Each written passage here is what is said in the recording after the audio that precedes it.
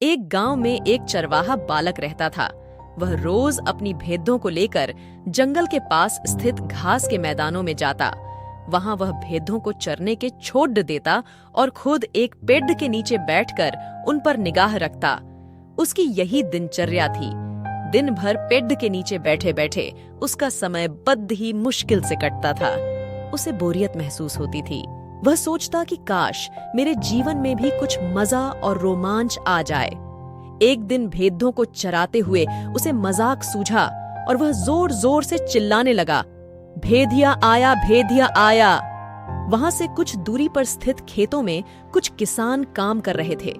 चरवाहे बालक की आवाज सुनकर वे अपना काम छोड़ डट उसकी सहायता के लिए दौड़े चले आए। लेकिन जैसे ही वे उसके पास पहुंचे, वह ठाके मारकर हंसने लगा।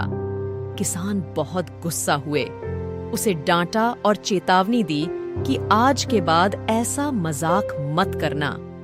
फिर वे अपने अपने खेतों में लौट गए। चरवाहे बालक को गांव के किसानों को भागते हुए अपने पास आता देखने में बड़ा मजा आया। उसके उनकी चेतावनी को गंभीरता से नहीं लिया। अगले दिन उसे फिर से मस्खरी सूझी और वह फिर से चिल्लाने लगा, भेदिया आया, भेदिया आया। खेत में काम कर रहे किसान अनहोनी की आशंका में फिर से दौड़े चले आए, जिन्हें देखकर चरवाहा बालक फिर से जोर जोर से हंसने लगा। किसानों ने उसे फिर से डांटा और चेतावनी दी, लेकिन उस पर इसका कोई असर नहीं हुआ।